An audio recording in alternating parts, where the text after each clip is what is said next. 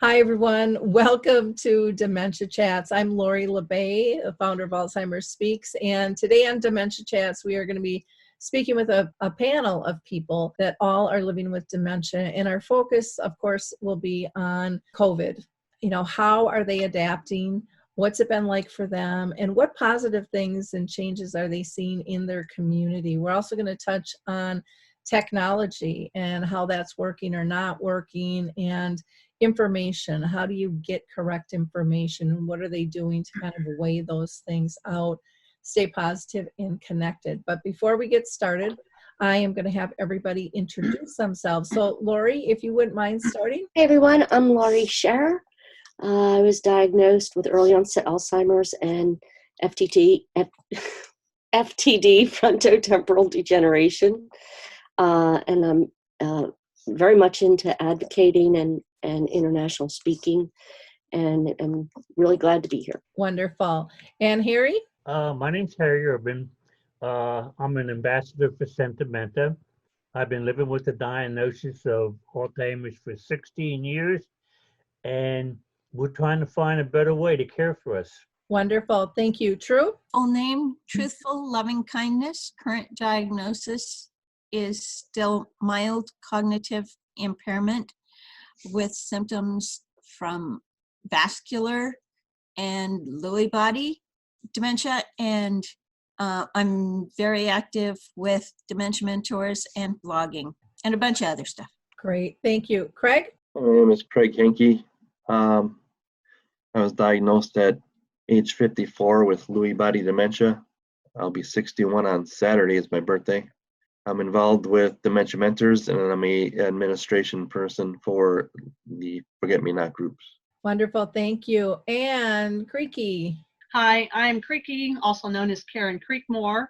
I was diagnosed with unspecified symptoms of dementia in 2014 at 59.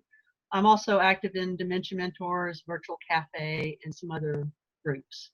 Glad to be here. Thank you. And Eilon. Hi, my name is Eilon Caspi. Both my grandmothers had dementia. I am a gerontologist and a dementia behavior specialist. I worked in the aging field for 25 years.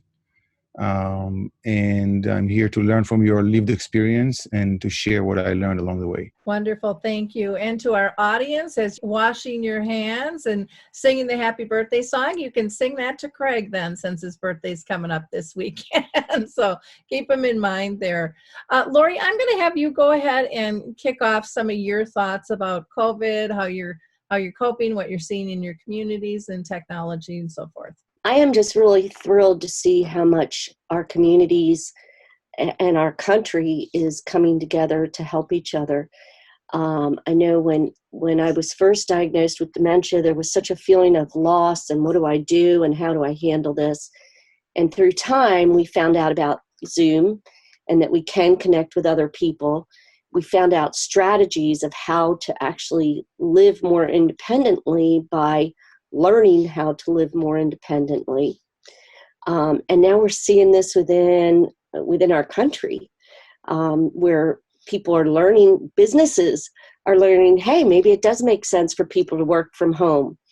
And we're seeing such a paradigm shift just in lots of areas where people thought, oh, well, we have to have people come into work. And now we're saying, oh, well, they can work from home. And where people are realizing that they can do more shopping online and just so many different things, even worship services that are being done online.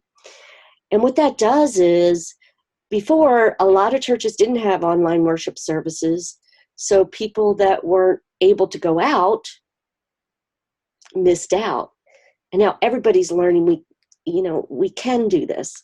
So I'm just really thrilled to see how much people are figuring things out, because that's the strategies we all had to put into place when we were first diagnosed, was strategies for living. And we're figuring out strategies for living. I know Dementia Action Alliance has been adding all kinds of special things to help people, where they can talk to a doctor, a psychologist, and just all kinds of things to help people. And so have many people Tipa Snow has been adding a lot of stuff, and just all kinds. All kinds of organizations, instead of being separated, are joining to help, and I think that's fantastic. I agree. I think the telehealth is going to be huge. I think the collaboration, because it's getting people out of their silos. We're seeing, and the creativity is that's what really juices me. I love seeing the creativity that is happening right now. Really, really good. Craig, I'm going to go to you next, if you wouldn't mind sharing some of your thoughts. I'm seeing a lot of good things happening with the situation. I'm seeing grocery stores not being hoarded upon anymore. People are getting a good sense about them, and they're not doing that anymore. My mom's in an assisted living facility, and the Lions Club in her community donated flowers to each and every person living there, which is really nice. They're real nice flowers. Like Lori was saying, my church has gone to online services, and I believe this coming Sunday now they're going to have drive-up communion, which is good because people are going to miss that. One way that I'm handling it, though, is I've turned to my faith in God, and using that as a coping mechanism, because there's a lot you can do now. I can watch go to my old church service where I used to live, and they have an online service too, so I can watch both that church and what I'm going to now. And just I'm getting more into the Bible and trusting in God that He's going to work us through this. Harry, how about you? Now you're gonna think this is strange, but bear with me here. I think history is going to show that the COVID-19 is probably the best things that happened to our country. Now, why I say that is I'm not overlooking the deaths. I'm not overlooking the people getting sick. But if you look at the yearly deaths of flu, how many people die of the flu, and how many people are dying from the COVID-19, there's no comparison. But our country was so divided before, and now we're beginning to work together. And I think that's wonderful. I think that's what we needed. We needed something to bring us together. I think people are beginning to understand what it's like living with dementia, because they are feeling the isolation we feel. They are learning what it's like when people don't want to touch you, hold your hand, things like that. I think everybody is starting to feel the emotions that we feel. Now, what they have to do is they have to look to us and say, how did you get over these emotions? How did you get over the feelings of isolation?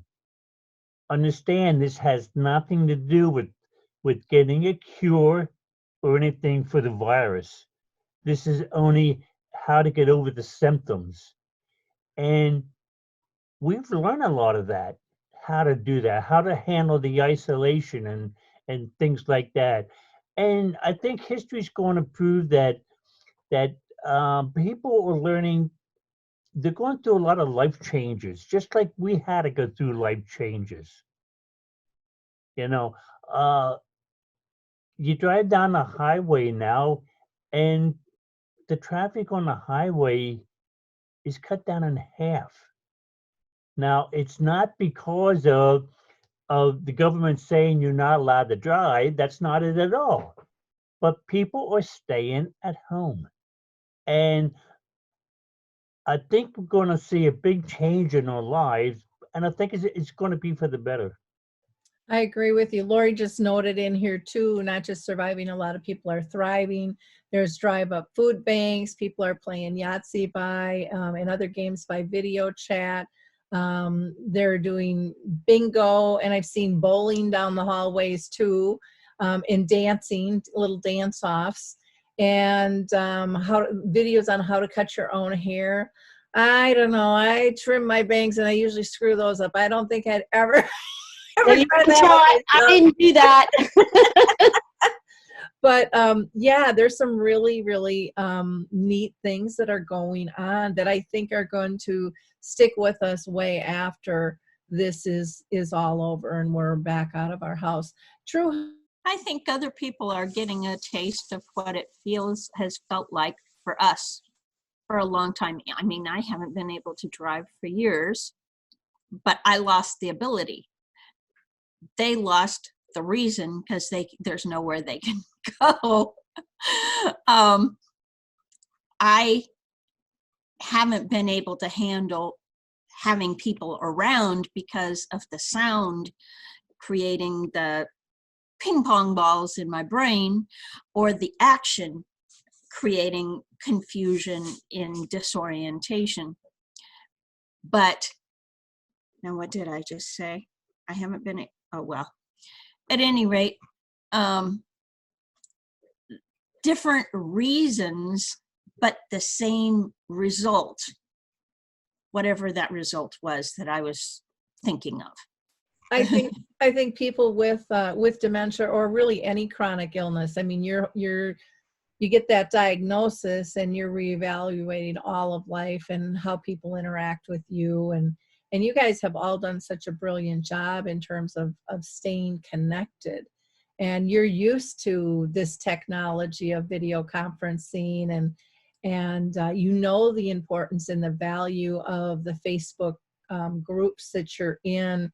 And there's still people out there, but when it first started, close to 10 years ago, people really poo-hooed, well, those can't be real relationships. You're just chatting in a chat box. You don't even see them. Well, then the video conferencing came and the connections increased. And, I hear from you guys and I feel the same way. A lot of these relationships are much more significant than physical relationships you have with people, because they're not on the depth and they're not as authentic. People aren't as open. I've created a couple of these groups, one for some women I used to work with when I was 20, 40 years ago, but we go out to dinner typically or brunch once a month. And now we're meeting by video conference, and they were like so thrilled to do that. Or my high school group, I graduated in 77, we're getting together, trying to pull people together, because we know there's a lot of people that are alone out there. So there is a lot of neat stuff that is happening out there for sure. Creaky, how about you? Well, I think all this technology is great for people who can do it. I can still do it, except that I need a lot of help. And I have other support groups that are local for other areas, and they're all closing. They've all closed. So now they're going to, instead of Zoom, they're going to something called teleconferencing, where you talk on a phone and mute. And I need the face-to-face. I get the virtual hugs, but I've got to have that face-to-face. And then we're adding more with TIPA, and adding more groups at different times. And I have to set alarms for, literally 2 alarms for everything. So what I'm having to do, I've got lots of friends that can help me, and I try not to depend on one in particular. So I just need to organize myself, because I start losing my breath, because I've got to have the support. And if I don't have something, I'm not going to do well at all. So I've got to get organized. And as far as the COVID is concerned, I do landscaping by myself, and I'm very fortunate that I'm alone and I can go out and do those things and also make a little bit of money. So I'm okay with that part, and I live alone, so I don't have to worry about contaminating anybody and do the social distancing. So that hasn't really affected me a great deal yet. Although I haven't seen my mom because they don't practice. 89-year-old mom, they're all not practicing social distancing, and I have too many other issues to worry about, getting this also. So that's where I am. Well, I love that you're still able to do your landscaping, and how, I mean, to me, that would just be really almost meditative too, to be able, I love getting in there and with the ground and things. So that is wonderful. Have you experienced any technology issues? You had mentioned offline, we were talking about, you know, things changing, and I think one of the important things when you talked about going from, you know, from a physical group to a phone group, that for people with dementia, and this isn't just Creaky, this is a lot of people, they need to read all of the nonverbal expressions. They're reading lips. And, you know, to make that connection work, especially when you've got so many people bouncing in and out, it can kind of center the conversation. I haven't even tried teleconferencing, but I can already know, just being in a restaurant or talking with more than one person, it's too confusing. I get lost. I can do one you know, and if somebody changes the subject, I know we're all kind of, you know, at different stages on that. Just recently, just this morning, I tried to get on my email, and I used the password I used 5 days ago, and they said, let's do something new with Outlook. Get started. So I got started, and my password wouldn't work. I immediately texted, you know, and of course I'm like, I have dementia. I need some help. Please give me a bypass, you know, so I don't have to change my password immediately. Thank you for reaching Outlook. This is Christian. I will be your support today. You cannot log in, so please try these things. Check, do a screenshot on how to log in to your app, whatever that is. May I also ask, what would you like to access? Your IMAP, Exchange, POP3, Office 365, etc. I will wait for your response. I don't know what any of those things are, and I think maybe it's an automated response. Oh, yeah. And I'm going to send it back. Thanks for the quick response. Are you a real person or automated? And I need to talk to somebody real. Give me your phone number and let me write down each, you know, okay, do this. Don't say take a screenshot. Show me how, you know. So that's kind of, I'm really frustrated with that, because that's one of my main supports is email. Yeah, and I do think a lot of the tech companies are getting overwhelmed. So many of them have banners up top that, you know, our support is doing the best possible. But normally you put in a question and then they give you like 3 or 4 to 5 articles. You know, did this help? No, yeah, it didn't help. It's not even close to what my question was. You know, and you type back in again, and then they like, well, how about these? You know, and sometimes I think they do that just until they can get a live person on, but sometimes the live person doesn't come on. And many times they'll say, well, we'll try to get back to you within 24 to up to 72 hours, I've seen. Or we're not even able to do one-on-ones anymore because of all the volume that's going on. So companies need to start putting together like a PDF that can be downloaded and looked at, that has, here's the step, this is what it'll look like on your screen, and they do the screenshots so that people, you know, because it's not just people with dementia, it's just a lot of people aren't tech savvy, and it's overwhelming. Lori, you had a comment? I had a couple things, actually. I want to feed off of what Harry was saying about how in some ways this is good for our country.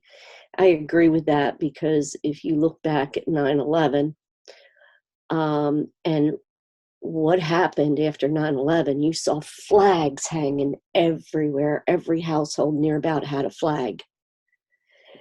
And we came together with such a force and so much community and positive energy and encouraging each other. And then over time, you know, that kind of faded. And now what are we seeing again? They're coming together. People are coming together in so many ways and trying to help each other. I'm hearing people talk about how my neighbor sent me a text and said, hey, I've got to go to the store. Do you need anything? I'll leave it at your door. And just so many positive things where people are stopping to think, geez, I wonder if my neighbor needs something. Whereas before you never thought of that. You went to the store, and if they want something, they'll get it.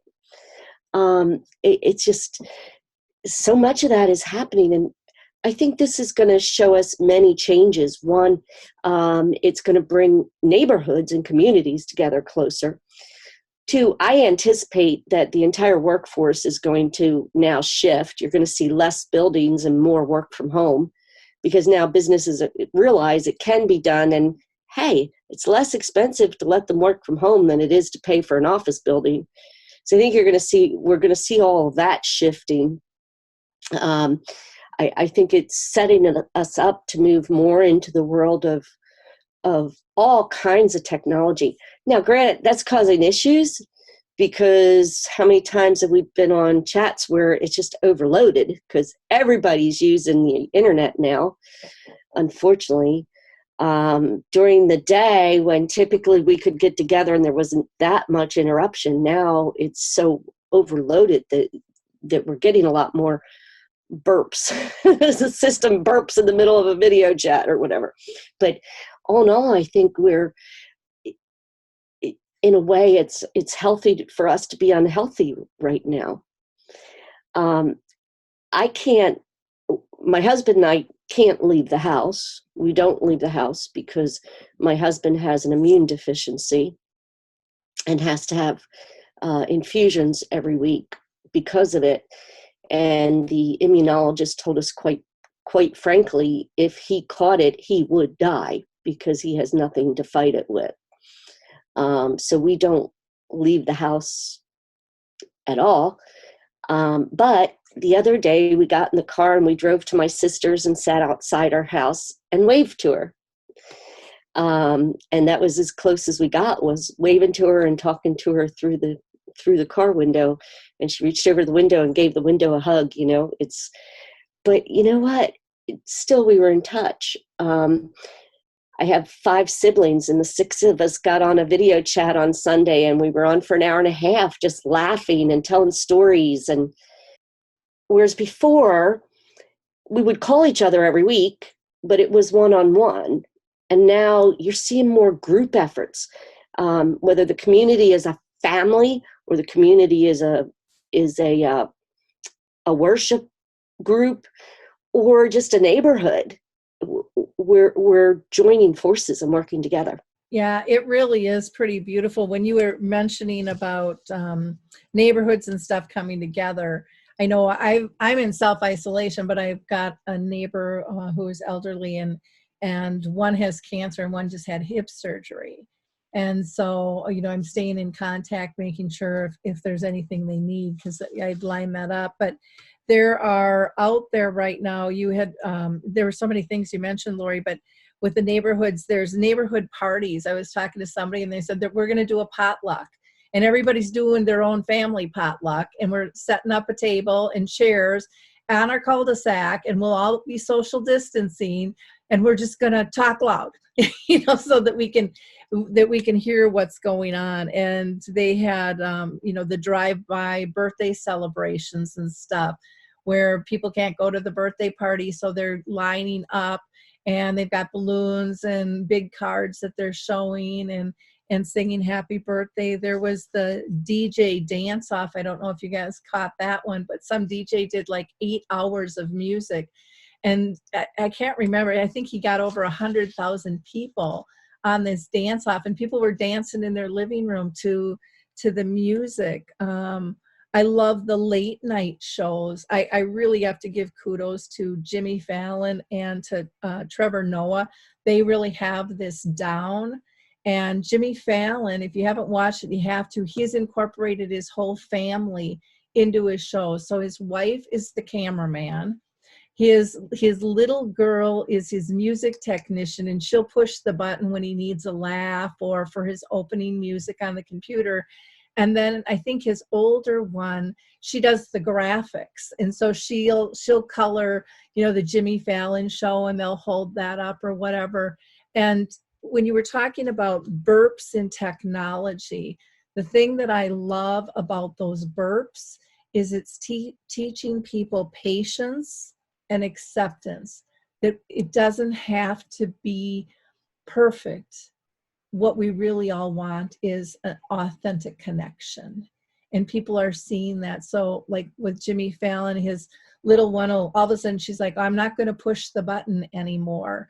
And, and she'll hop on his lap, and he's like, that's okay, honey. And he's really sincere. He doesn't get mad that it throws his is show off, and it's just like we're going to go with the flow. So I think there's so many cool things that are really going to be positive with all this. Well, welcome, Jennifer. How are you doing? Hi, lovely to see everybody. I know everybody apart from Eilon. Eilon, you want to introduce yourself? I know everybody else.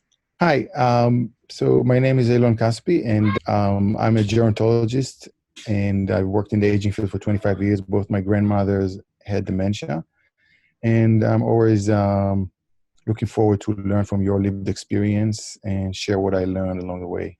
So he co-hosts when he can make it. You heard a little one in the background. You might see one or two flying by over there, and that's okay. Our topic today, oh, go ahead, True. I want to mention that Jennifer just came out with a flyer on the virus and dementia that is absolutely excellent. Oh, Jennifer, is that something you could upload for us here in Zoom in the chat box? I can send a link. Okay, True's going to send a link. What we're talking about today, Jennifer, is COVID, how it's affected you, and we're trying to kind of highlight some of the positive things that have come out of this through community, but we're also saying, hey, technology's getting a little wonky, and it's probably going to get a little more goofy as more and more people are out on it and things. So what are your thoughts with all of this? I see everything as another opportunity for doing something positive, don't I? People who know me know that. So I see it as a wonderful opportunity, and in my village, it's a real opportunity, I can tell you, but it's the staff who are more frightened than the residents. So I'm doing my best here, and I've done lots of things and continuing to do things, and I'm happy to share those if people want to know. Why don't you go ahead and share some of those with us? That'd be great. I've been trying to encourage the residents over the last few weeks in our care home, our nursing home, and our what I call the secure unit. So I've been taking them daffodils, which I've grown, in jam jars, so they don't have to worry about bringing them back again or getting them back to me.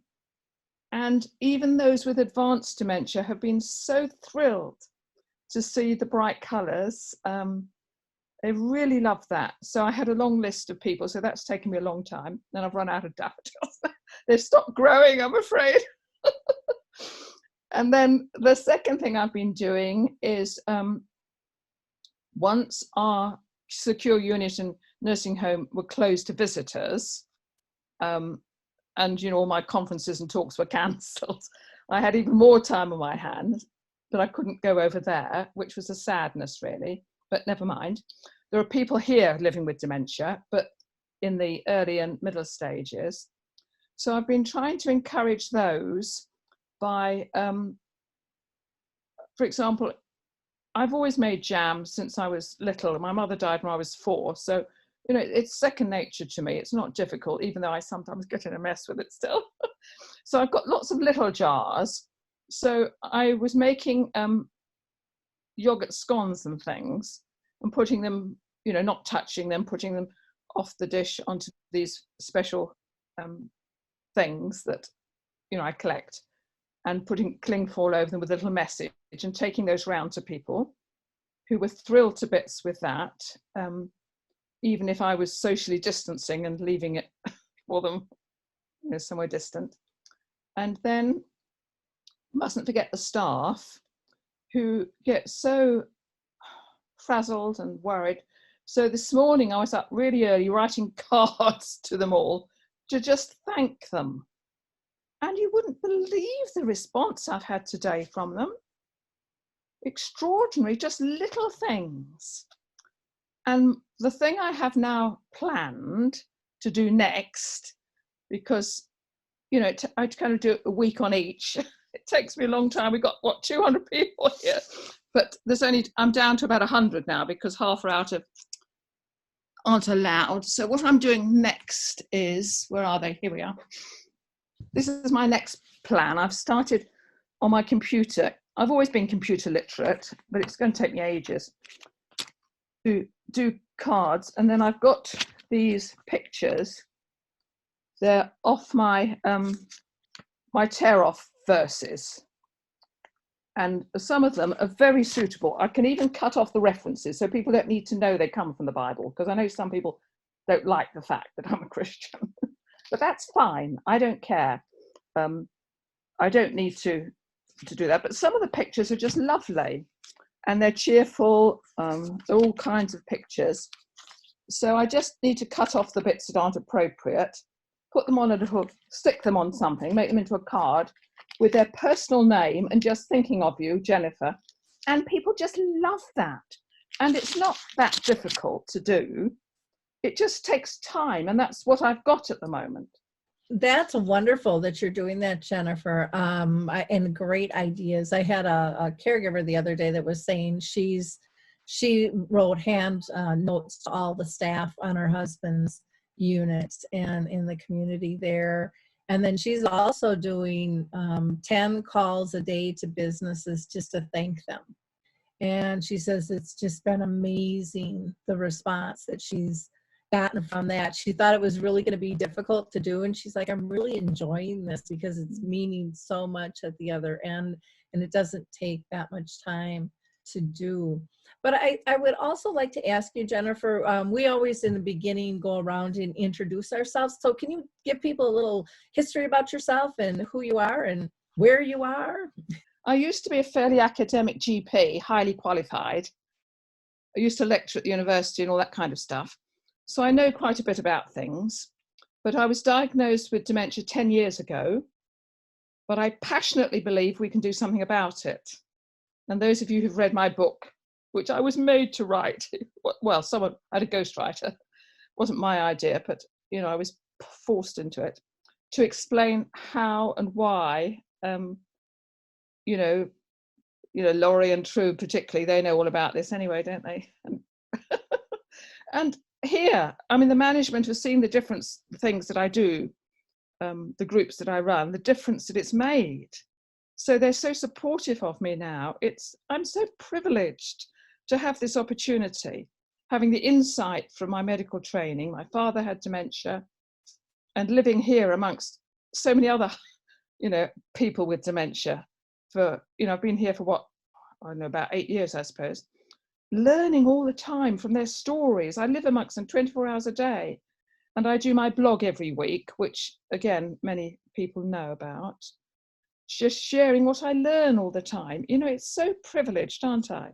Well, it's a beautiful way to look at it. A lot of times people don't look at the disease in that light. And yet I hear from so many, and I can say every single one of these people here today have told me that they feel like they have more purpose and are really making a difference in other people's lives. And I know you all are. I hear about it all the time, and it's a beautiful thing. Lori, go ahead. On making a difference, I think many of us have found that through everything going on with COVID, that we're able to make a difference, not just with people living with dementia, but with other people. For example, people that are not used to being at home, not used to not going out and being able to do things, that we're able to say, take a breath, let's implement things you can do. So we're able to actually comfort people that don't have dementia, just that are bored and not knowing what to do at home. So we're able to say, been there, done that. That's how I felt when I was first diagnosed. But, I think it's kind of neat that we're able to not only motivate and comfort and teach strategies to people living with dementia, but now also to people not living with dementia, that we can make a difference in their lives as well. That's pretty fun. Very true. And it's neat to be able to lead by example with that and really, give people hope. And one of the biggest things that I hear from people, pretty much all people, is like, technology, I'm afraid of it, or I hate when it changes and stuff. And, I don't know how to use that. And then I'll say, listen, we use this platform all the time with my group with dementia. And it's easy. It's like one click, and it might do a download, but it's not going to take long. And we can, walk you through steps if we need to We can talk by the phone, you know, if we're really having difficulty, but they're just so appreciative and they're like amazed. It's like, well, why wasn't I doing this before? Why didn't I know, you know, about this? So it really is a wonderful, wonderful opportunity, you know, with all of this. True, how about you with connections in technology and stuff? Have you seen some burps and stuff? Very much so. And I think that it's important for those of us with dementia to recognize maybe it's not our dementia symptoms that are intensifying, but the technology is changing so fast, the needs are changing so fast that is creating technology burps that then we've got to deal with. Like, I cannot access my usual route to add things on my blog. But I discovered if I go to a different browser, I can still access my admin for the blog. There's several, not stations, websites that I can no longer get on one browser, but I've got 3 browsers that I can choose from, and I switch to another one, see if I can get it there. And Zoom, the format that we are on, has sent us notification that there is so much more demand on Zoom that it is creating problems with consistent service. And I've certainly discovered it in my daily Zooms with dementia mentors. I've had a lot more problems with my chats, and I've been thrilled that I haven't had any this morning. I'm just looking, I'm kind of checking my emails and stuff as I go, and this sounds kind of interesting. From Forbes magazine just wrote, Google issues upgrade warning for 2 billion Chrome users. And they said they've put their new development on hold and they're just trying to keep things stable, but they're seeing the impact, it sounds like, which we're talking about. Harry? This goes back to the problem of learning how to adapt to new things, okay? Now, a lot of these upgrades that are coming out are designed to make our lives easier. But in our mind, it's different. So we don't want to adapt to those changes because maybe we don't understand them. Maybe we don't want to understand them. So we have difficulty with them, but we have to learn to adapt to that. Now, I do video chats with the Italian folks.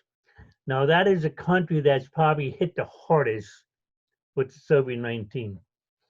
But I get to talk face to face with the medical staff treating those people. I see the hope in their eyes. I see how they're adapting to it. And that's why I'm trying to say we have to learn how to adapt to these changes. Don't fight them. Adapt to them. Like True says, if this doesn't work, go to a different browser and maybe it'll work. Maybe it won't. But it's amazing. It's amazing talking to these Italian people that they love me so much because they bonded with me. You know, they're so happy when I'm there because they may not understand what I'm saying, but you know what? They're laughing with me. When I start laughing, everybody's laughing. And that's a form of communication. You know, And that's the things that's the lessons that we have to learn now. You know, we're being forced into it. We're being forced into learning these things because we don't want to change. But through this virus, we have to change. And that's the only way change is going to happen. Yeah, one of the things I would encourage people to do is a lot of times we're connecting like this. But I think having people's phone numbers will be good in case the internet does go down. And I can say honestly, I don't have everybody's phone number here either. And I know that phones don't always work for everybody here, but maybe we can text and so forth. Eilon? Do you have any one particular thing that you would wish society would consider or work on doing better or initiating with regards to people with dementia living in these times of this pandemic? I guess for me, it would be, I wish more people would be willing to try the video chat. I think a lot of people are self-conscious about having their picture on the screen. They don't want to see it. I think a lot of times people do not want to see themselves on the screen. And so video chat is intimidating. And I wish more people would be willing to try it out in order to have the connection. I mean, we meet in each other's living rooms every day. Every day we see each other. Sometimes we see each other with pajamas. Sometimes we tease each other that they're wearing pajamas, even when they're wearing a shirt, right, Creaky?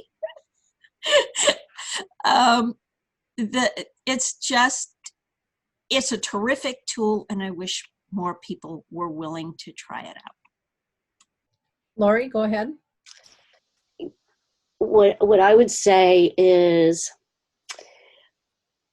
it's not really that I wish, but I really hope that now that so many people have realized that there are a lot of different and unique ways that you can reach out to other people, that when this whole COVID thing is over, that they will continue to reach out to people living with dementia and people that are homebound or whatever. And that goes for whether it's places of worship or family members. We've learned how to do this. So now when COVID's over, let's keep it up. Let's keep having online worship so people in care facilities can actually join in on their own church.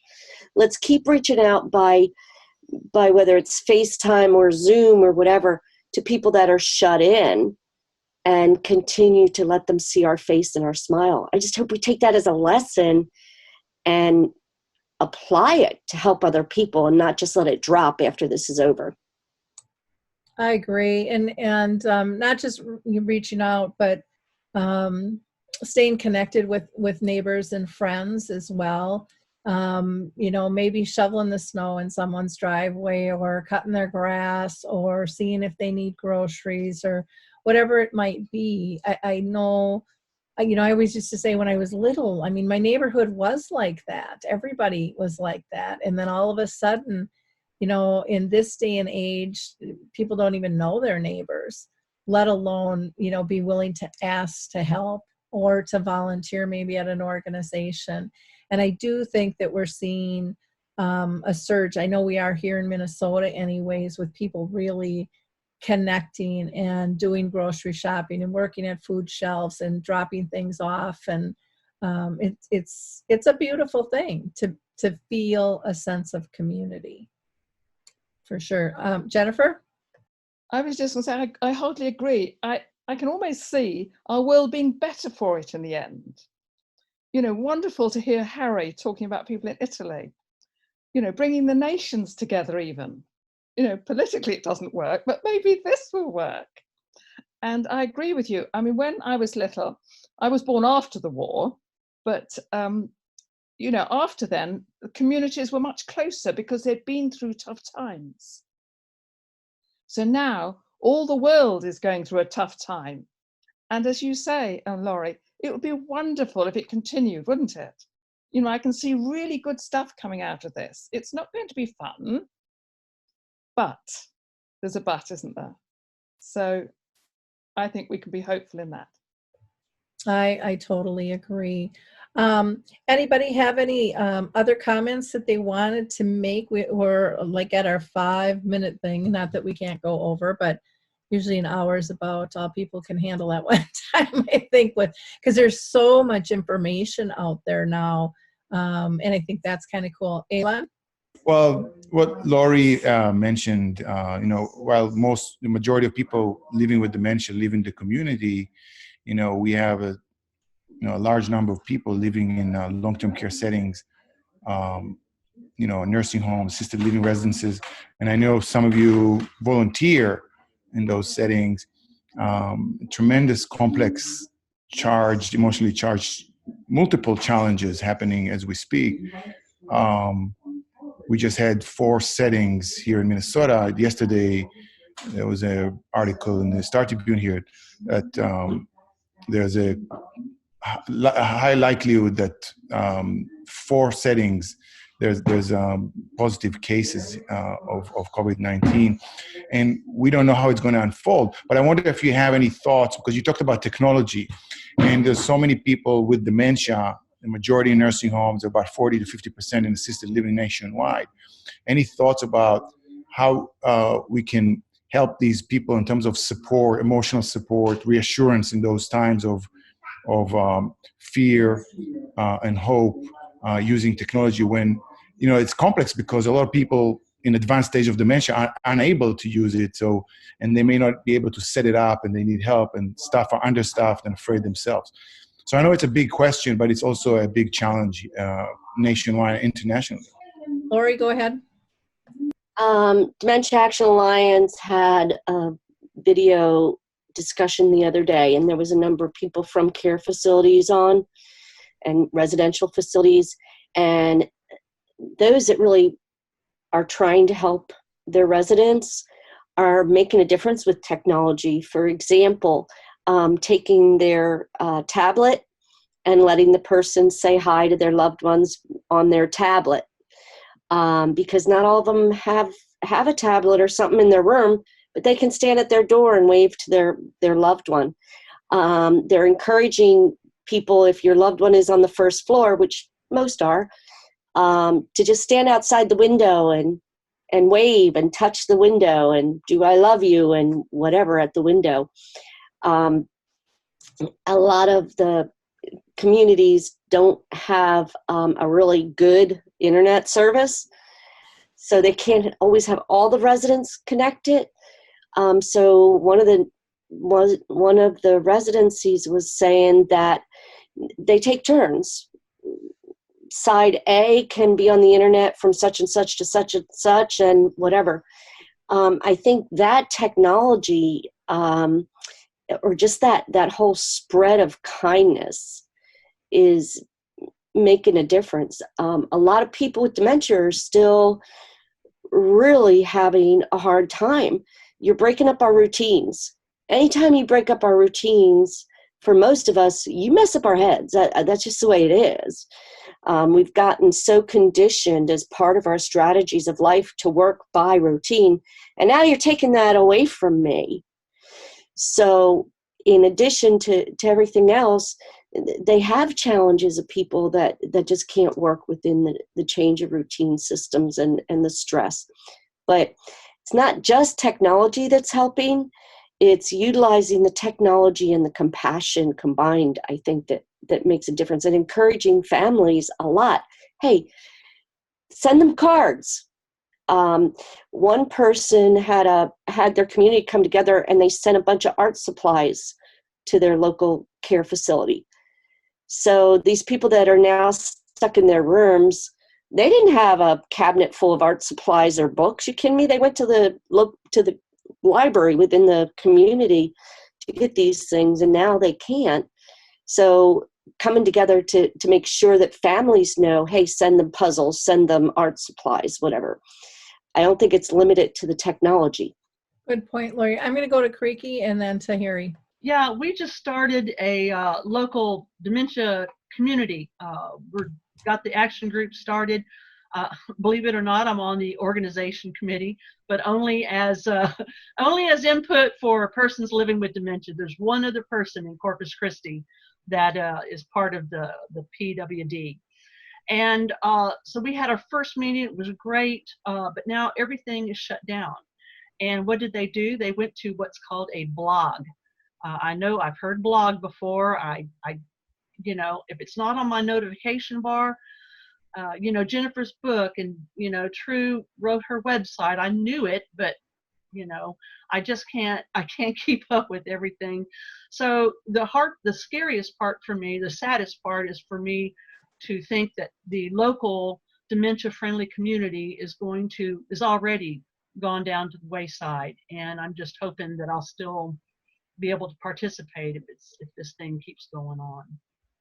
Glad we're here, and I think what Lori said about I'm shifting my efforts to being online and also sharing with the people who don't have dementia, like this email automatic robot guy, to let them understand that this is where I am. I'm completely confident, but I just need step by step, and let's go a little slower without me shutting off everything and getting depressed.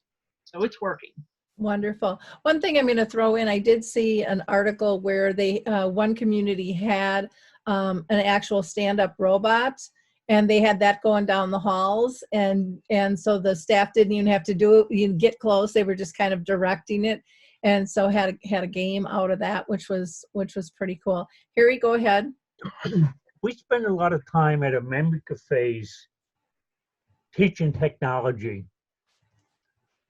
how to send a picture through Messenger to somebody, you know, just the basic things like that. How to do a video chat on your tablet, how to do it on your iPhone, just simple things like that. That's why I encourage memory cafes so much, because so much information can be shared, not just about dementia, but how to use your phone. Like a new upgrade came out on Facebook, and oh my God, I don't know how to use it.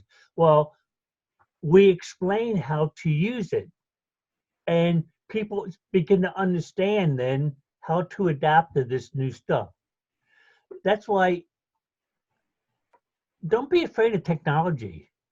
It's there to help you, but you have to be willing to adapt to it.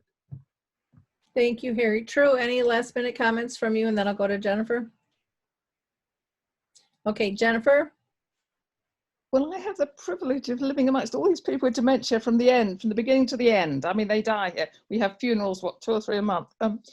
It's such a privilege, but I find people with advanced dementia aren't as frightened of technology as you might think. We have in our secure unit the OMI and the Tofatel. You know what I'm talking about? Mm. Oh, help. One's Danish and the other is... The Tofatel is attached to the ceiling, and it projects interactive stuff onto the table or the floor, and you can get people interacting with it. It is absolutely brilliant. You know, you can throw balls to each other, you can smash eggs if you like doing that kind of thing, you can chase fish, you can sweep up the leaves, you can go in the sea and listen to the waves, anything. And the OMI, which is, I think, in a sense better, it's portable. So we use that a lot in the secure unit. You can take it into people's rooms if they're stuck in bed because they're bed bound completely. And they just love it. You know, they just love it because of the, you know, whatever is good to them, whether it's animals or the seaside or whatever. It's, you know, hundreds of programs on them and you can choose what you like. So they love that. And then Alexa is used a lot by the people in the more early stages. I mean, I'm dependent on it. I think it's wonderful. And that's technology, isn't it? Sorry, I don't know that one. She heard her name. But also, the place where I am is run by the charity called St. Monica's Trust. And they sent us round a whatever this week to say that because they're not allowing in visitors of any kind, they are going to spend a lot of time and money on helping people to get engaged with, handheld devices, to communicate with their relatives and friends and so on, or send emails. People who've never done it before. Well, I've been involved a bit with that. It is possible, and it's going to take time and effort, but they are really going to put a lot of effort into it. So it'll be interesting to see how that goes. But I've enabled quite a few people here to start using the iPad, people with quite advanced dementia. It's just a matter of getting over the initial hump, isn't it? And there are ways of doing that. You start playing games, well, not games, but showing scenes of what they like. If they like animals, you show them dogs running around and they love it. And then you just move on from there to the next stage. Everyone is different with dementia, as you all know. So we start where the person is. We find how to relate to them where they are, and then we move them on. Wonderful. Thank you. Eilon, any last minute things real quick? No, not really. It's just wonderful that, again, thanks to the technology, dementia chats can happen and similar forums can happen. And I think it's still, now we kind of taking it for granted, but a lot of people who are newly diagnosed or people who are don't know much about people living with dementia, only to see you talking about those issues and being, to encouraging people to be adaptable and those very useful ideas. I think it's absolutely inspiring. I'm struck by it every time, even though I've been on these sessions for dozens of times. So just keep doing what you're doing and inspire us and give us strength to continue what we all can do for the community and for people with dementia. Thank you. Okay, with that, we're going to go ahead and wrap up. We'd love to hear your comments and thoughts, and please share this far and wide. I will mention one last thing. As a little upbeat thing, I think sometimes people get down during this time, can get a little lonely. I did a video called What's Your Toenail Story? And it was really all about me looking at my toenails that were painted different colors on different feet, because each granddaughter took a different foot. And every time I look at my toes, and the short little video explains how that brought me joy, and it just replayed their excitement from start to finish with that. And so I'm asking people, what's their toenail story? What brings them joy? Speaking of little ones, yeah, there we go. So with that, we will call this a wrap. And again, thank you so much, and we'll talk soon. Bye-bye.